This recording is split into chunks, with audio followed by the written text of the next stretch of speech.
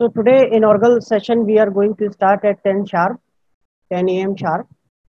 Today's chief guest is Professor Amol A. Gokhale, who is presently professor in IIT Bombay in Mechanical Engineering Department, and he's retired from directorship of DMRL DRDO Hyderabad. Guest of honor of today's program is Dr. SVS Narayan Murthy, who is the scientist G and group head of Vikram Sarabhai Space Center, ISRO Trivandrum. Okay, so please be there. We will start at sharp 10.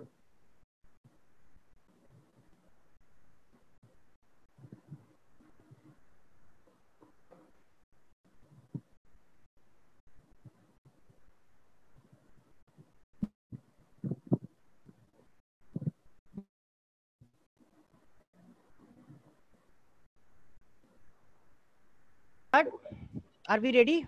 Yes, sir. Yes, sir. Yeah, so please proceed. So, a very warm and overwhelming morning to you all. I, Prachi Singhal, will be the anchor for today's event. I, on behalf of GLA University Mathura, welcomes you all to this temple of knowledge and wisdom.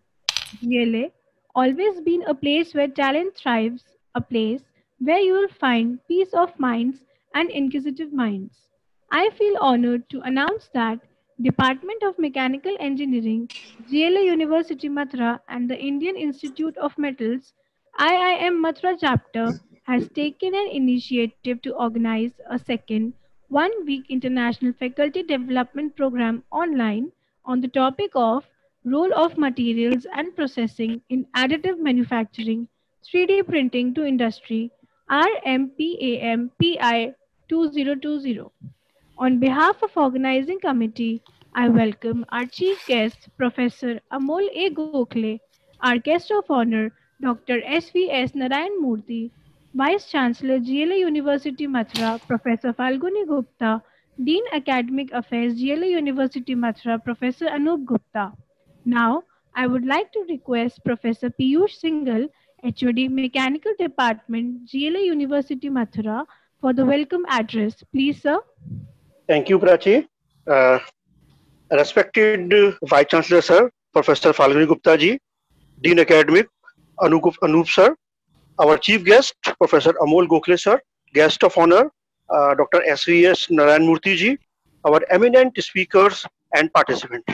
I welcome you all in the inaugural ceremony of the second International FDP on the role of materials and processing in additive manufacturing. Sir, let me take the opportunity to tell you that the Department of Mechanical Engineering is always assertive to organize the thematic workshops and FDPs across all engineering domains. This effort is towards our efforts towards the academic excellence in all domains. Sir, as the title suggests, materials are playing a significant roles to overcome the challenges of Industry 4.0 and specifically in additive manufacturing. With the help of additive manufacturing and blend of materials, now we are addressing day-to-day challenges and specific applications of additive manufacturing in all domains.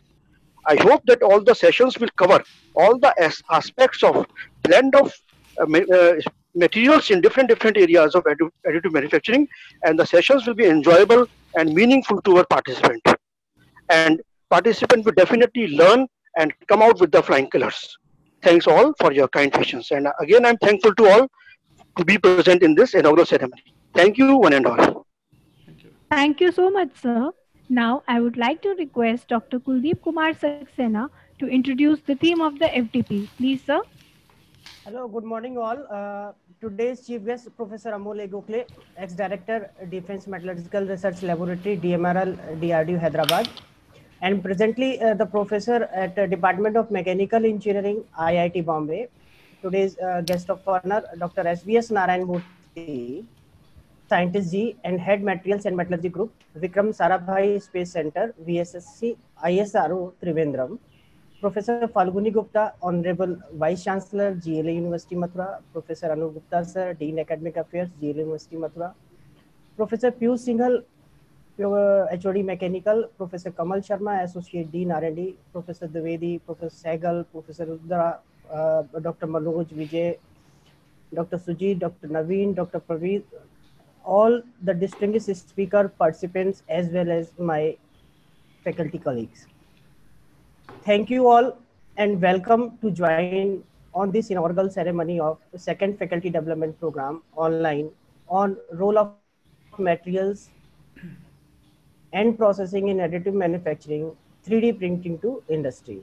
On behalf of GLA University Mathura and Indian Institute of Metals, Mathura chapter, I, Kuldeep Kumar Saxena, Associate Professor, Department of Mechanical Engineering, feels immense pleasure to extend a warm welcome in this inaugural ceremony of second International Faculty Development Program online.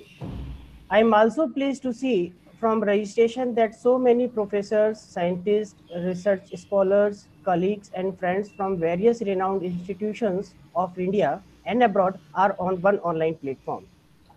GLA University Mathura is one of the premier universities in India accredited with A grade by NAC.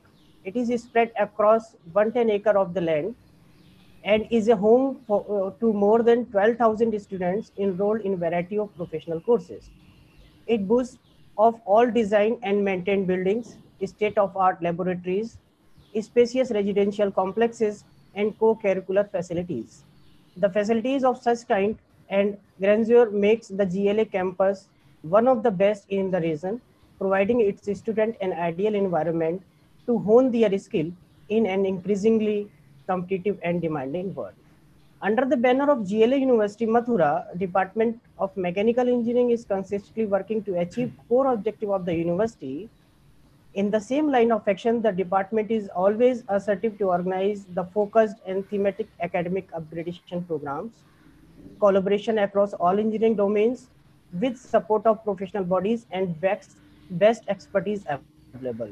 This second international FDP on role of materials and processing in additive manufacturing, 3D printing to industry is in continuation of our effort towards the academic excellence. In this second international FDP, we very renowned and distinguished speakers are going to take session for next 6 days. The active participate, some of the speakers, renowned speakers who are going to take sessions in the next 6 days are Professor P.M. Pandey from IIT Delhi, Dr. Harun from Malaysia, Dr. Y. Ravi Kumar from IIT Warangal, Dr. Rupinder Singh from NITTR, Dr. Professor Ravi Dwivedi from NIT Warangal, Ravi Dwivedi from NIT Bhopal, Professor Y. Ravi Kumar from NIT Warangal, Professor Mukul Shukla from NIT Allahabad, Dr. P. Sudhakar Rao from NITTR Chandigarh, Professor Kamal Sharma from GLA University Mathura,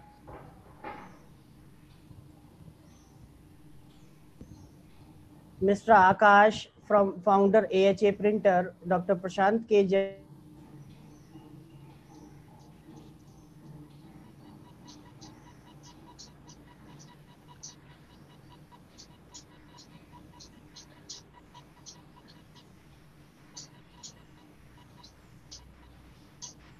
from Stanford University, sorry for the interruption. Professor Kamal Sharma from GLA University Mathura, Dr. Vikas Srivastava from NML CSIR Jamshedpur, Dr. Chintan M. Bhatt from National Production Line, Anton Per, Head Office, Graz, Austria. These are the distinguished speakers for the next 6 days.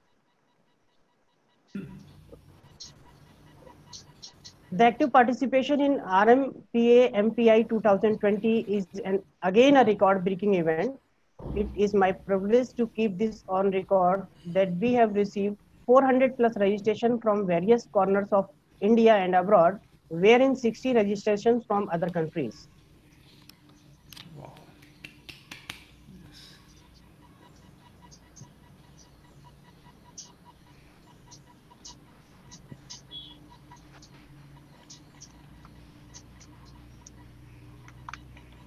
I am sure that such a huge participation of scientific community in this FDP will be benefited by the knowledge of our distinguished speaker. At the end, I would like to inform our valuable participants that due to some official issue and documentation, there will be a poll question at the end of each lecture. The poll question will be related to the talk of the speaker. Additionally, once in a day, Team FDP will share you the feedback form to know the areas where enhancement is required to improve the quality of future FDPs. The poll question and feedback form will also help us to Team FDP to monitor attendance of the participants.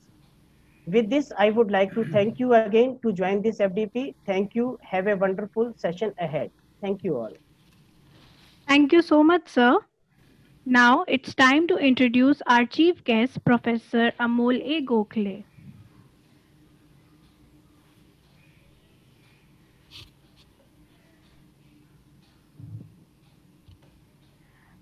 Professor Amol A. Prachi, make Gokhale. it a full screen.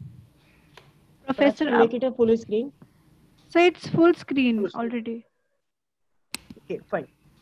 Professor Amol A. Gokhale is currently a professor in the Department of Mechanical Engineering in IIT Bombay, where he teaches courses on processing of aerospace materials and structural materials. He did his BTech from IIT Bombay in 1978 and MS and PhD from University of Pittsburgh, USA in metallurgical engineering in 1980 and 1985 respectively. He served in DRDO for 30 years, retiring as Distinguished Guest and Director, Defense Metallurgical Research Laboratory, Hyderabad in July 2015. At DMRL, he led research on aluminum lithium alloys for light compact aircraft and INSET series satellites, aluminum alloy components for torpedoes, crash resistant aluminum foams, additive manufacturing, and very high temperature results materials for hypersonic vehicles.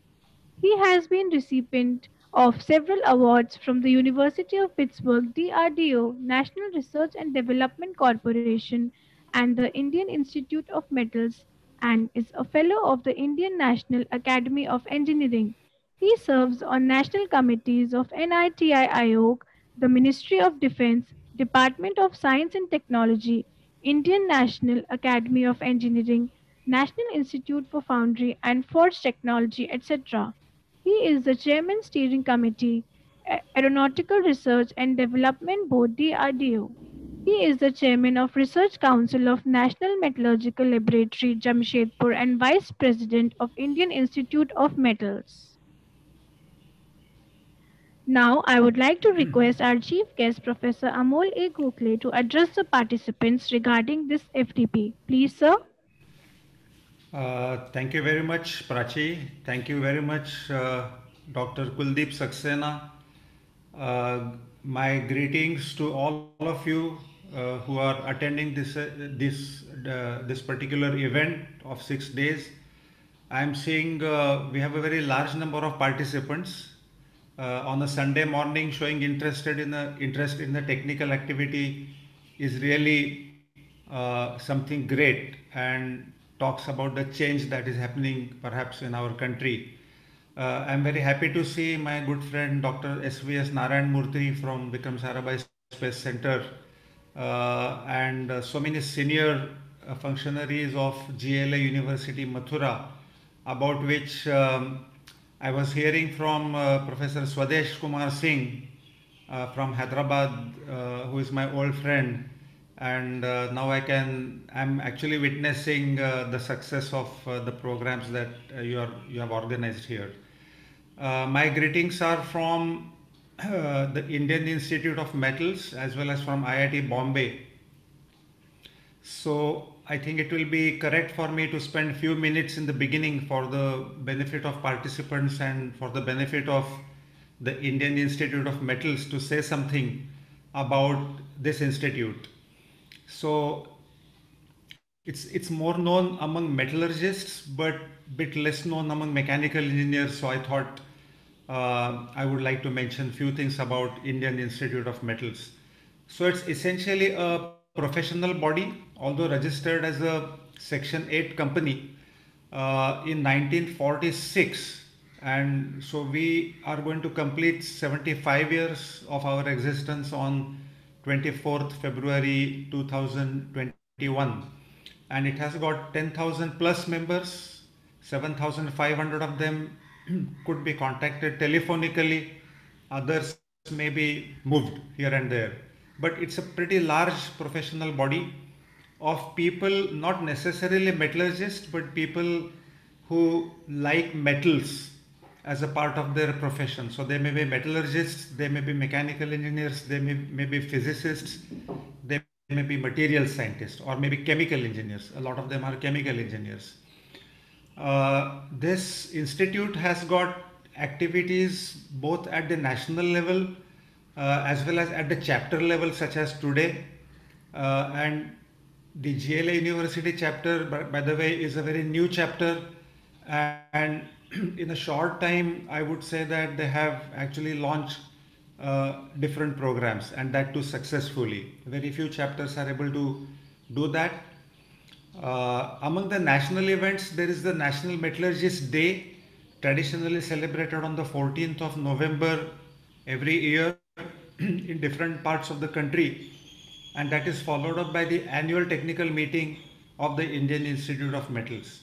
The upcoming event of the 14th November stands postponed, though the official announcement will be made very soon because of the prevailing COVID situation. And the National Metallurgist Day, there is a big awards function to present awards created by the Steels Ministry. There are a number of awards in ferrous metallurgy, non-ferrous metallurgy, metal sciences, and from this year we are introducing Metallurgist of the Year award in manufacturing. That may be a good news for many of you here. And there are young categories of all the awards that I mentioned. Apart from that, two new categories are introduced this year. One is Material Startup Award, Materials Technology Startup, to encourage young people to become entrepreneurs. And lastly, the award for metallurgical heritage. Our country has got tremendous amount of heritage, and not all of has been explored and interpreted for our knowledge as well as for taking cues for our present developments. There is another event, 4M event we call it, that is Minerals, Metals, Metallurgical and Manufacturing event. That's an exhibition come event that takes place in Delhi. That was to take place in August, but now it is postponed to December. That's going to be in Delhi. That's again a very big event. The institute has several publications. Our flagship journal is called the Transactions of the Indian Institute of Metals.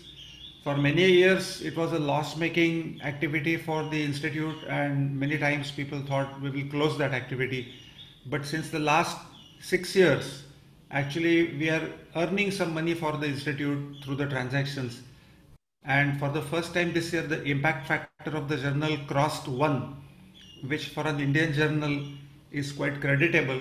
And of course, all the credit goes to the former chief editor, Professor Bhanushankar Rao, the present chief editor, Professor B.S. Murthy, and their big teams.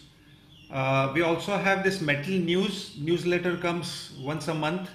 That's also freely available on the IIM website for you, but limited printed copies are also available. The institute publishes books on important topics. They may be textbooks, or they may be books on advanced topics, or they could be proceedings of important international conferences. For example, last year when the National Metallurgist Day annual technical meeting was held in Trivandrum, and incidentally Dr. Narayan Murthy was chairman of the ATM there, we released a book called Lightweighting in Defense, Aerospace and Automotives. So such kind of topical books are also published by the institute in collaboration with Springer Publications. We don't publish directly on our own, but our preferred partner is Springer Nature Publishers. The institute also likes to create vision documents which serve the government to make future policies. We are a little bit weak on this, in the sense many of us are involved with policy making. But that time we don't wear our Indian Institute of Metals hat, but we wear our own profession hats. Since I was called partly because I am Vice President of Indian Institute of Metals, and in 15 days I should take over as the President of the Institute. So I thought it is my duty to tell something about the Institute to all of you. And one of the reasons I am elaborating is that with the introduction of the Metallurgist of the Year award in manufacturing, both normal and the young category, and promoting material startup award also. In addition, from next year, we will have one of the issues of the transactions dedicated to design and manufacturing, which are traditionally the domains of mechanical engineers. But I have been sort of professing within the institute that we need to widen the circle, and there is a large body of mechanical engineers who are doing material centric research and education, and we need to make them part of our institute. And hopefully that one issue per year will become 2 issues per year and can become a quarterly and hopefully an independent journal in its own right in design and manufacturing from the Indian Institute of Metals. Time is limited, and I like to come to the topic of today's this 1 week long faculty development program. I'm seeing now the number has crossed 200 actually. So when you are in a live event, you can only make some estimate, but in online meetings, you can actually see the exact number of participants. So additive manufacturing is not new. It is around from 1990s at least, and in various crude versions, if you read the literature carefully, it dates back maybe furthermore in few decades time, the concepts of additive manufacturing. And the name itself came a bit later. As we know, initially it was called rapid prototyping. And when I heard first the name, and I thought it is something else, maybe it's concurrent engineering, maybe another name or something. But when a friend who came back from the Carnegie Mellon University and introduced me to this topic in the 90s back at DMRL, then I read more on that, and immediately it caught fancy, and I decided that our lab should get into it. And then it was year 2006 that I first got into additive manufacturing, and in that year we procured a facility from Optomec called Laser Engineered Net Shaping with 1 kilowatt laser, and we did many experiments. And now what is happening here at IIT is that IIT Bombay is one of the institutions of eminence, and we are receiving funding this year under that, a fairly decent amount of funding, and we are going to establish 3 types of additive manufacturing system. One is called additive cum subtractive manufacturing, which will give you a net shape finished machined component. It's essentially a hybrid process in which deposition and machining alternate. So programming wise, it's a little bit complex, and the facility is also complex, but we are going for it. The other facility in additive manufacturing is additive manufacturing of low cost construction materials. So it will be possible to using these concepts to construct housing under the times of disasters or for poor people using the concepts of additive manufacturing. And the third additive manufacturing facility that we are buying deals with ceramics, and that's going to be used to make functional materials parts.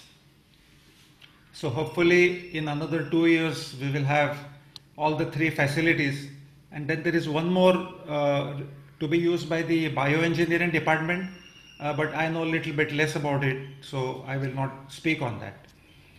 The advantages of additive manufacturing are well known, and experts are going to come, but its old name rapid prototyping tells one of its advantages, that you can create prototypes in a very short time And that was the original promise shown to engineers, that you can create prototypes to the extent that when a company is bidding, they can enclose the first prototype of whatever component they are supposed to deliver. And for form and fit function, the user communities could use those parts as well. So that was essentially a prototyping function.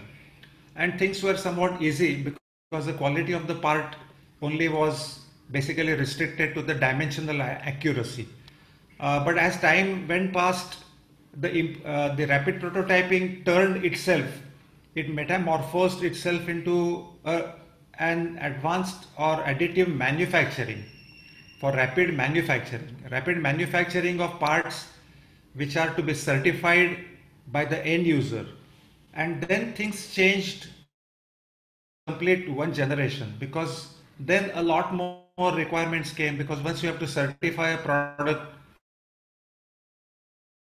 it has to be satisfied, and therefore the metallurgical quality had to be ensured, which is something which you cannot change much after manufacturing. If there is a porosity, very difficult to heal that porosity unless you go through the traditional thermomechanical working steps. I was also supposed to speak something about what are the current materials related and manufacturing related issues that additive manufacturing community is facing, and particularly India. So let me just mention some of them.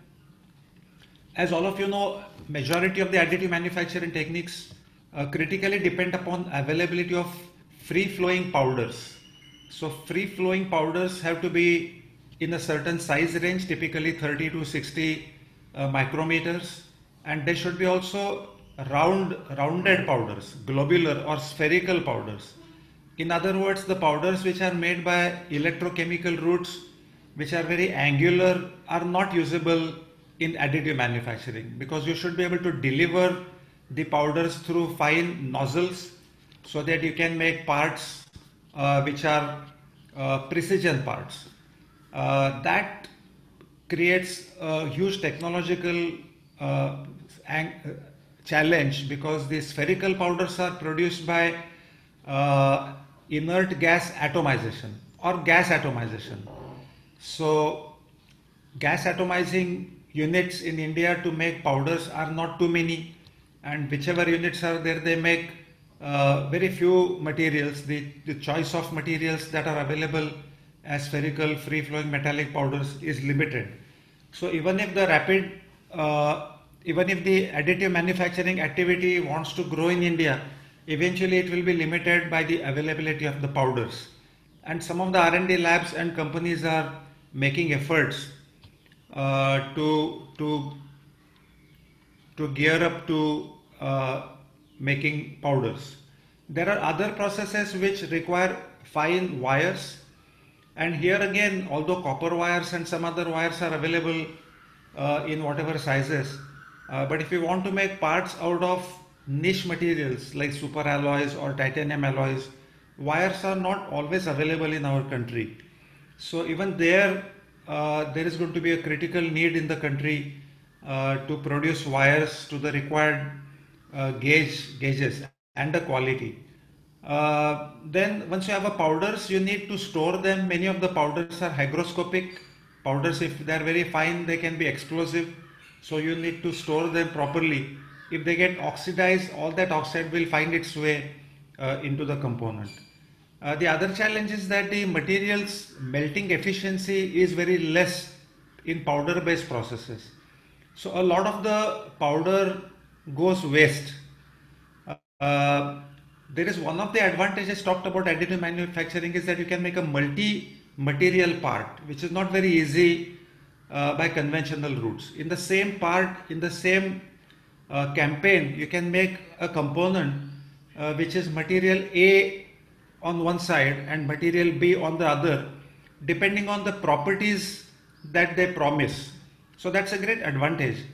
But once you make such parts by additive manufacturing, your chamber in which you deposit such a part will have a mixed material powder, and that mixed material powder may not be of any use. So here the powder utilization becomes very, very low. And so it's a big challenge for the manufacturing community how to reuse the powder, how to segregate powders, how to reuse them, etc., etc. Overhangs is a problem with respect to powder deposition techniques. That if you want to overcome overhangs, it's like a person with stretched hands cannot be deposited because the stretched hand has no support to deposit. However, such parts can be deposited if your table itself has got some additional axis of motion, or the deposition can be from the side as well. So it requires full 5-axis capacity. Then you can perhaps create overhangs. In powder bed processes, of course, the overhang issue has been taken care to a great extent. Then the important other thing is that though it's considered as a rapid process, it's not a good process if you want large throughput. I remember that in DMRL, whenever we made superalloy parts or very specialty steel parts, it would take one entire day to make just one small component. So it's a good thing to deliver the first part, but if I have an order of 1000 or 1 lakh components, it's certainly not a good process, the present processes. So people all over the world presently are looking at high throughput additive manufacturing processes. When I was in DMRL, we tried to establish a process for aluminum alloys which would be high throughput, where essentially we tried to improvise on simple softy, ice cream softy. All of you are aware of it. So ice cream softy is a semi-solid material, and that is delivered through some kind of a nozzle. And as you know, in a cup it maintains its shape until it starts to melt. So using the same concept, we try to establish to deposit semi-solid aluminum alloys onto a CNC table, and then try to make rapidly manufactured parts to be machined later, of course. But then there are several manufacturing issues. But I'm sure that one day such a process will also come. It's like you can say aluminum alloy ice cream or aluminum alloy softy. The last issue that I want to mention here is that certification. Now typically, let's say you take a super alloy, even niche materials which are made in Mishra Dhatu Nigam, the minimum vacuum arc remelting scale that they use is 650 kilograms. But global companies use few tons of super alloys. Steels are cast in 100 tons, 50 ton ingots. Similarly, aluminum alloys are cast as 20 ton ingots. Now, once you thermomechanically work by forging and rolling, the number of samples that you need to test is only representative samples from these big heats. Maybe beginning, middle and end of the rolling plate, maybe side and middle. If it's a thick plate, then surface and center, etc. But if you are going to make every part individually by additive manufacturing, and I've seen that there is a certain amount of scatter. So you imagine the certification agencies, what they will actually expect. They will expect you to do a huge amount of testing, and a considerable proportion of your deposited components will eventually be spent in simply evaluating their properties. So these are some of the issues which is limiting, penetration of additive manufacturing technology into the commercial domain. Presently, additive manufacturing is restricted to niche domains. Of course, defense, aerospace, atomic energy, we are all using it because mostly these three strategic sectors use niche materials. And so for niche materials, the additional costs involved are immaterial. What is important is to keep the timelines imposed by the designers of rockets or missiles or whatever.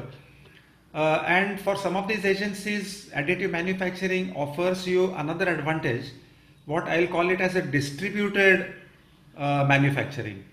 So currently, recently our country went through Galwan Valley crisis, and imagine if some part fails there. Now, how long will it take to order that part and get it delivered on the front line?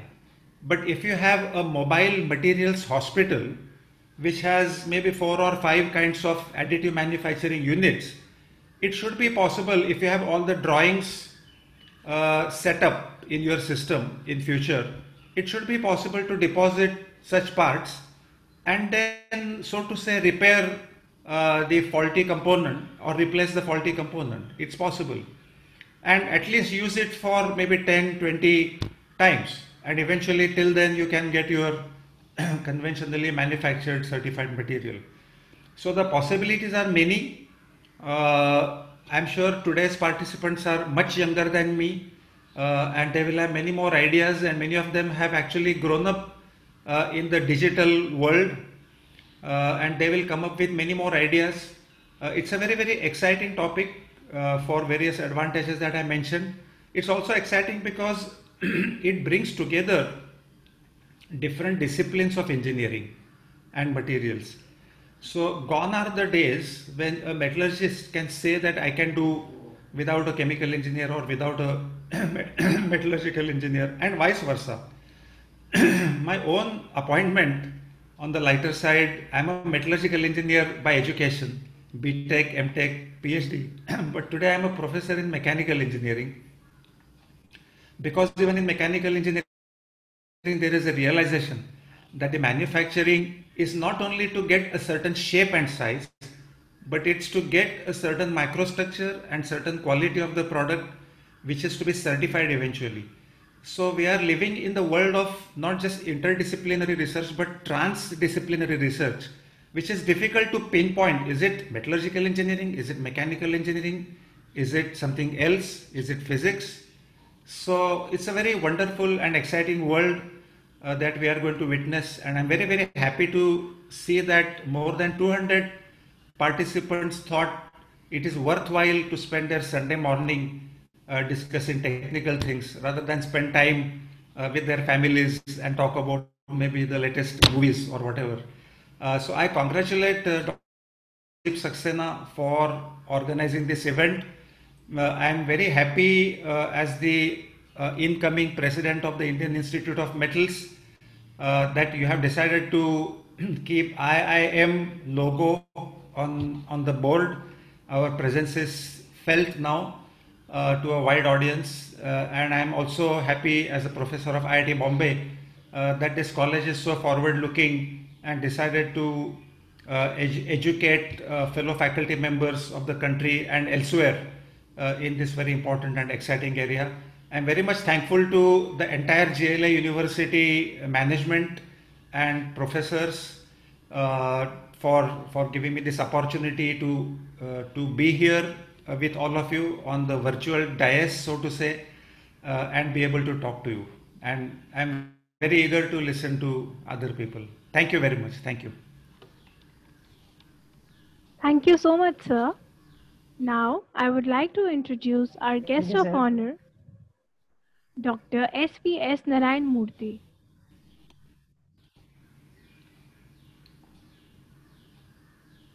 Dr. S.V.S. Narayan Murthy is currently heading the Material Characterization Division of Materials and Mechanical Entity at Vikram Sarabhai Space Center, Thiruvananthapuram.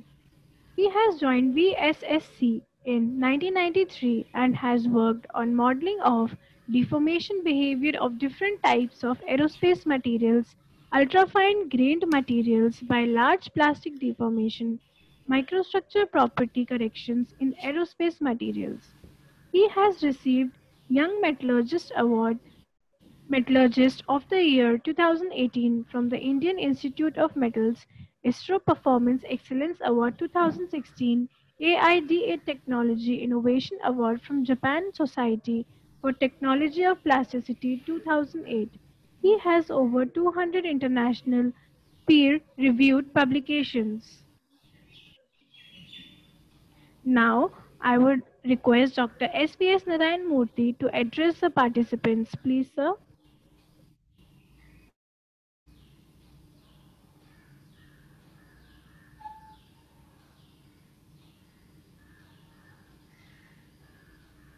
Thank you, Prachi. Am I audible to all of you?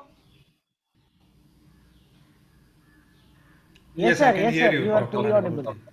So, respected Professor Amol Gokhale, distinguished metallurgist and incoming President, Indian Institute of Metals, and Professor at IIT Bombay, and Chief Guest of this today's inaugural function, Professor Falguni Gupta, Vice Chancellor, GLA University, Professor Anup Gupta, Dean Academic Affairs, Professor Piyush Singhal, Head of the Department of Mechanical Engineering, Professor Kamal Sharma, Associate Dean and R&D, and my dear participants and faculty members for today's program. Good morning, all of you. I'm very happy to be part of this inaugural function of the second International Faculty Development Program on the role of materials and processing in additive manufacturing, 3D printing to industry, being conducted by the Indian Institute of Metals Trivandrum Madura chapter and GLA University Madura during the coming 6 days. At the outset, I would like to thank Dr. Kuldeep Saxena, the coordinator of this well-conceived program.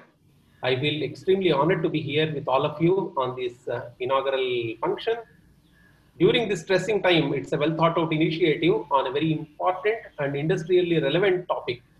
I am also happy that the registration fee is kept so low that many of the young engineers, enthusiastic engineers, can participate without any difficulty.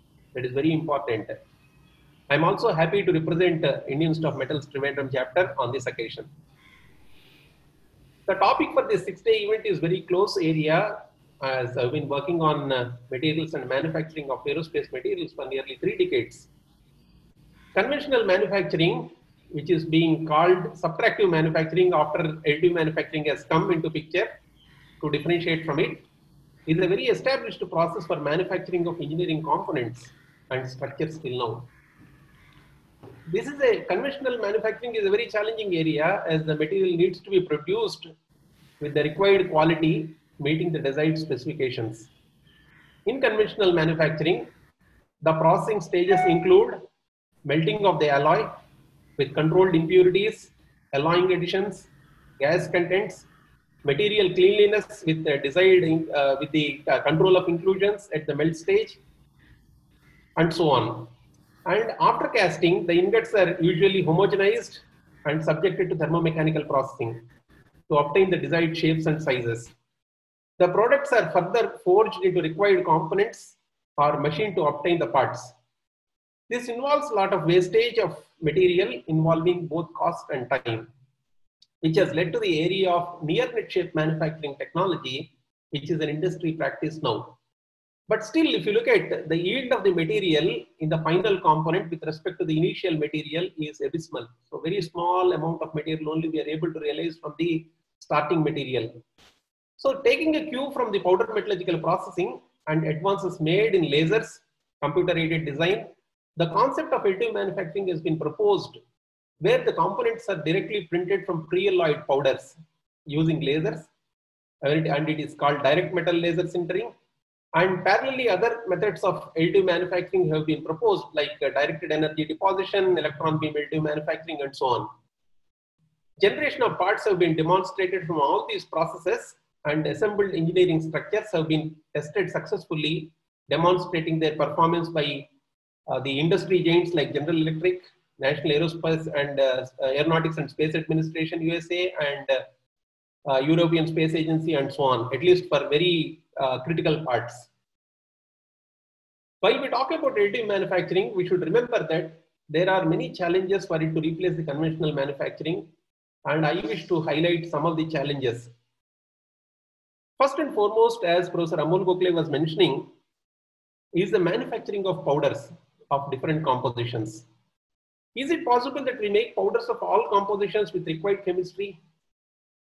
This is a challenge, as powders tend to oxidize after printing, and after printing the components may have higher oxygen content or oxide content impregnated in them. We need to study the effect of these oxides, impurities on the performance of the components. This is inevitable, as Professor Gokhale was mentioning.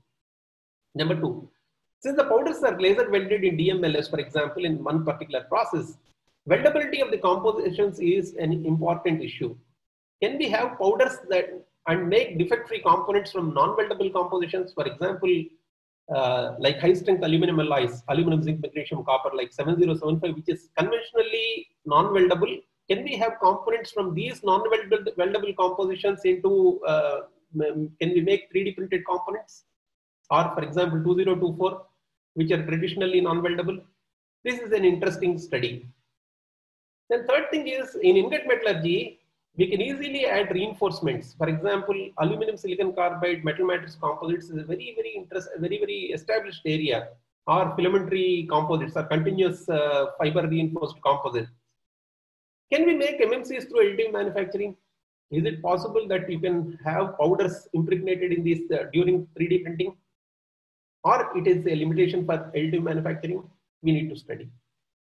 Fourth point, is it possible to create alloys from elemental powders in additive manufacturing by simultaneously printing two elements from two different nozzles? And is it whether heat treatment schedules are to be developed separately for each of the AM compositions, or they're similar to conventional parts? This needs a very thorough study, because even the specifications, even ASTM standard says that the heat treatment schedules have to be established with the it has to be finalized between manufacturer and customer. So it needs a detailed study for each of the compositions. Are AM components suitable for extremely low temperatures? For example, you have conventional compositions like ASA 202 or 321. We are using at 20K, 4K, extremely low temperatures. Whether any limitations are there for these additively manufactured components, or parts we are using at 1000 degrees and beyond? Can we use these components at very high temperatures? Can they be used for rotating components where fatigue is an important issue, or there are some limitations because it is made from powder? The prior particle boundaries will have any effect? Do we need post-processing like hipping for all the compositions, or there are only these things have to be done only in selected cases? Can we apply these additively manufactured components for high strain rate applications? Is it possible that we can use for body armor, for example, or whether the performance will be similar or it is superior and inferior? We need to study again. Then sixth point I thought I will tell you is the effect of printing direction, which is very important, because the properties of additively manufactured components vary with the printing direction.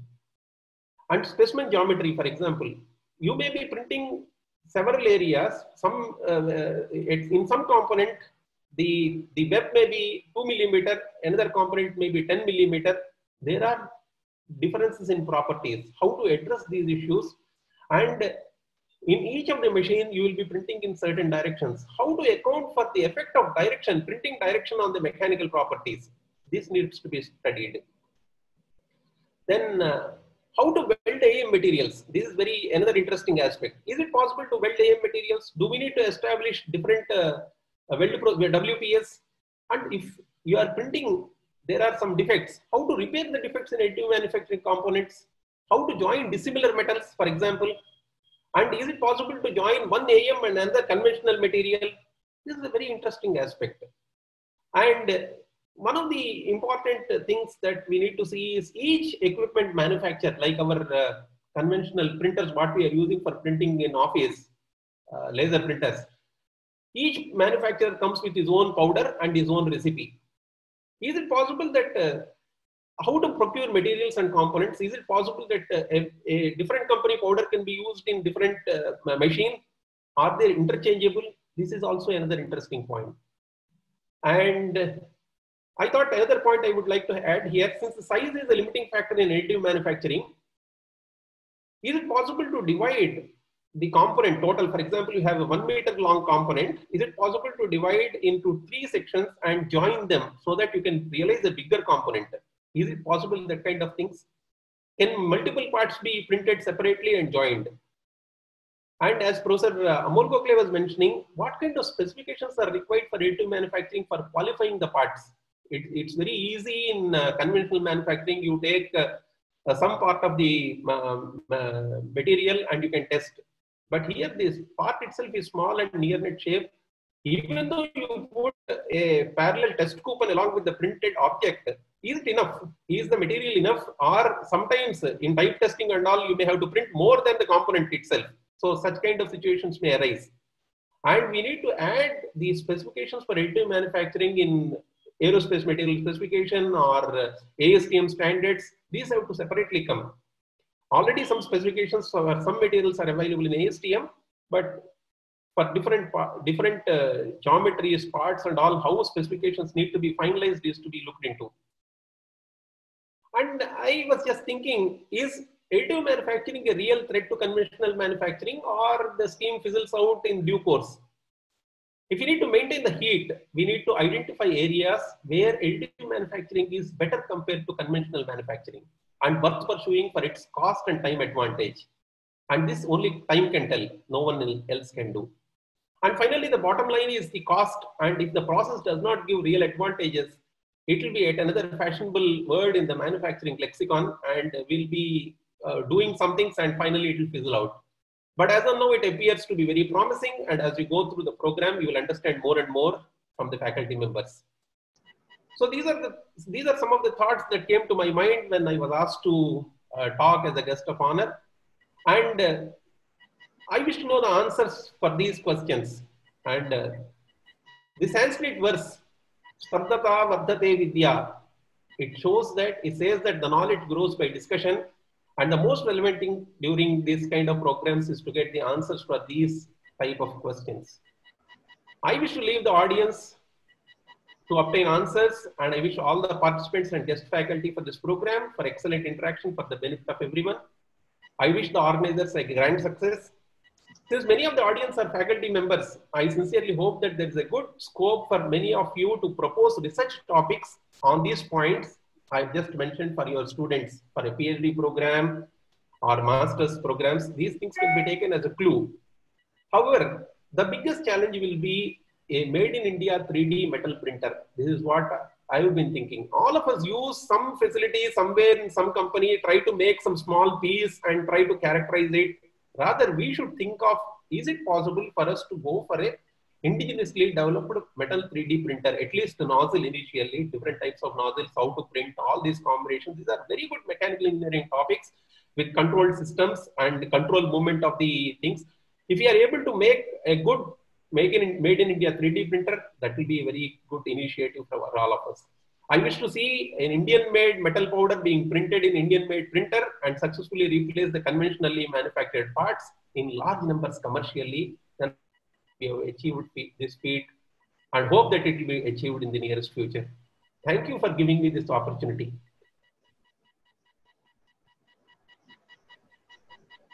Thank you so much, sir. Now, I would like to request Professor Falguni Gupta, Vice Chancellor, GLA University, Mathura, to have a motivational word on this inaugural session of Second International FDP under the banner of GLA University, Mathura. Please, sir.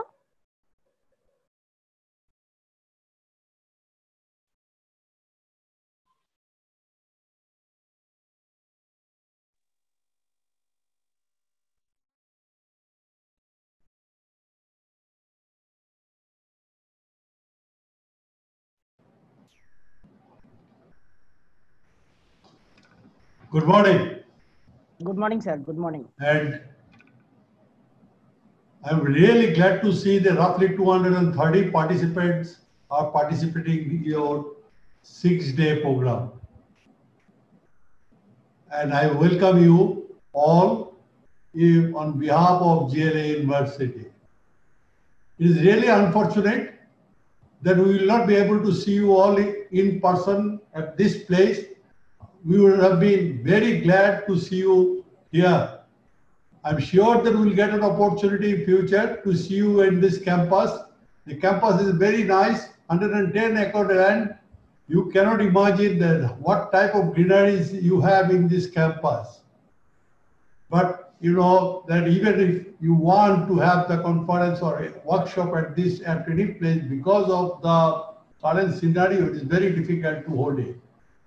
The country is passing through a very, very bad time, especially in the domain of education system. Nobody knows what will happen in next 1 year or 2 years. However, all of us we are trying our best to save the education system in proper way. And I don't know, or no one can tell that whether the model we are following is correct one or not. For example, you have this 1 week workshop. Retaining in this workshop for 5 hours lecture, I'm assuming that it is a 5 hours lecture, without seeing them in contact mode, how far it will be successful. I don't know what steps the organizers are taking in this regard. This is a really very challenging one. Yesterday also we had one meeting, day-long meeting, and same questions I raised there also. Do you feel that offline mode can easily be converted into online mode? See, online mode workshops, if you have the lecture or plus lecture 5 hours, then you will find that it will become a very boring one. See, there is a need of one-to-one correspondence which happens in case of online, in case of offline or contact mode workshops. Then there is a tea break, there is a lunch break, and during that time people talk about their culture, about other things that will be missing here. I don't know whether the organizer is thinking that in between they will be showing small movie or something like that, so that it becomes more entertainment, not only that imposing something on their brain without any interaction. Or is there any way that after every lecture there will be some quiz type thing, small quiz, and give some award, but this quiz is not related to your domain, lecture domain. It should be something on something else, right? Or is there any possibility or platform by which we can design something? What should be the best way to have the workshop, 5-day workshop, 5-day training programs, or the faculty development and something like that? See, we never thought about it. We thought that one day maybe is okay, but week program or one semester program online mode, in order to do it, really that our mindset has to be changed. That everybody, not only that faculty member, everybody of the society, they are under tremendous stress. They don't know how to get rid of this stress. So this development program, I'm sure this will be a small platform to give little stress-free environment among the faculty members and scientists, but it is not known whether 5 hours lectures in a day will solve the problem or not. So it must be more lively.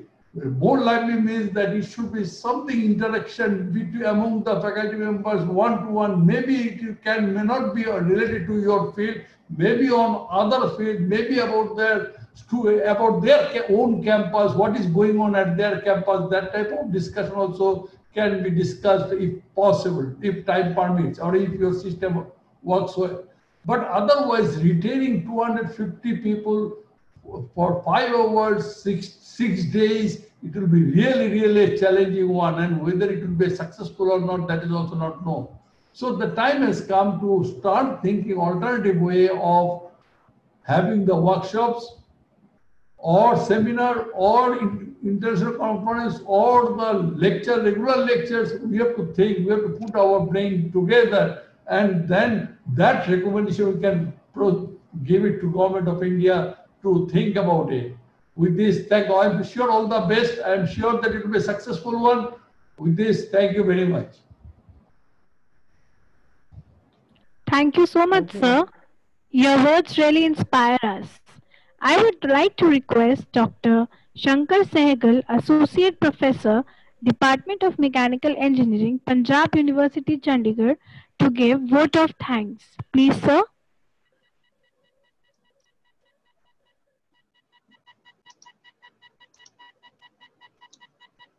A very good morning to Professor Falguni Gupta, Honorable Vice Chancellor, GLA University, Mathura, Honorable Chief Guest, Professor Amol A. Gokhale, Ex-Director, Defense Metallurgical Research Laboratory, DRDO, Professor, Mechanical Engineering Department, Indian Institute of Technology, Bombay. Our guest of honor, Dr. SVS Narayan Murthy, Scientist G, Materials and Metallurgy Group, Indian Space Research Organization. Our speaker of the day, our expert, Professor P.M. Pandey from Indian Institute of Technology, Delhi. Professor A.K. Gupta, Dean Academic Affairs, GLA University. Professor Kamal Sharma, Associate Dean, R&D, GLA University. Professor Piyush Singhal, Head of Mechanical Department, GLA. FDP Coordinators, Dr. Kuldeep K. Saxena and Professor R.K. Dwivedi from MANIT Bhopal. Dr. Parveen Goyal, Secretary, Faculty of Engineering and Technology, Punjab University. Organizing Committee members, present excellencies, delegates, my fellow colleagues, staff, students, and my dear friends. I thank the organizing team for giving me this opportunity to express my gratitude on this special day. More than 386 delegates from more than 27 countries will be participating in this international FDP in online mode, which is a huge success in itself. On behalf of the organizing team, I express my heartfelt thanks to Professor Falguni Gupta, Honorable Vice Chancellor, GLA University, and Professor A.K. Gupta, Dean Academic Affairs, GLA University, for entrusting our team with this important task of organizing this second international FDP within a span of less than 2 months, and also for their valuable guidance and help throughout the work related to this program. Our sincere thanks to the honorable guests of the day, Professor Amol A. Gokhale and Dr. SVS Narayan Murthy, who have spared their precious time out of their very busy schedule and have enlightened the audience with their inspiring talks. Our sincere thanks to Professor A.K. Gupta, Dean Academic Affairs, GLAU, for his visionary support, which was very much needed for making this FDP a success. Thanks are also due to Professor Kamal Sharma for his continuous support throughout the organizing work. Our heartfelt thanks to Professor Piyush Singhal for offering his helping hand and valuable time whenever and wherever needed during different stages of planning and execution of this program. Our entire team is highly thankful to Dr. Kuldeep K. Saxena for maintaining the high quality standards of this FDP and also for making this FDP truly international in the sense that participants from more than 27 countries are participating in this program. Special thanks to Dr. Saxena for his most sincere efforts in conceptualizing, executing most of the tasks related to this program in a meticulous and highly efficient way. Efforts made by Professor R.K. Dwivedi towards making this program a success are also very much appreciable. Thank you, sir, for your kind support, not only as a coordinator, but also as a subject expert. I think it is the right time to thank my colleague and friend, Dr. Parveen Goyal, also for his contribution towards this FDP. We are also thankful to our joint organizing secretaries, Mr. Pankaj Sonia, Mr. Bharat Singh, Ms. Soni Kumari, Ms. Ankita Avasthi, all from GLA University for their contributions. And thank you, Ms. Prachi Singhal from GLAU for volunteering your support as anchor. Sincere thanks are also due to all the experts, Professor P.M. Pandey from IIT Delhi, Professor Rupinder Singh and Professor P.S. Rao from NITTER Chandigarh, Dr. P.K. Jain from IIIT DM Jabalpur, Dr. Y. Ravi Kumar from NIT Warangal, Professor R. Dwivedi from NIT Bhopal, Professor Mukul Shukla from NIT Allahabad, Dr. C.M. Bhatt from Anton Par, Austria, Dr. W.S.W. Harun from Malaysia, Dr. Daniel Han from United Smart Energy, Germany, Professor K. Sharma from GLA University, Dr. V.C. Srivastava from CSIR Jamshedpur, and Mr. Akash from MHA Printers. I would like to thank all the participants also from more than 27 countries all across the globe, like Afghanistan, Azerbaijan, Bahrain, Bangladesh, Botswana, Basazla, India, Canada, Ethiopia, Germany, Indonesia, and yes, definitely India, also Iraq, Kenya, Libya, Malaysia, Morocco, Nepal, Nigeria, Norway, Oman, Pakistan, Papua New Guinea, Singapore, South Africa, Taiwan, United Arab Emirates, United Kingdom, and the United States of America. The list is in alphabetical order. My sincere thanks to the entire organizing team, my fellow colleagues at Punjab University, GLA University, and Indian Institute of Metals, staff, students, and my dear friends. Without you, this FDP would not have been possible. Thank you very much once again. Finally, I thank God for showing our FDP team the right path and giving us courage and power to execute this huge task. Thank you one and all for making this FDP a success. Thank you so much. Jai Hind.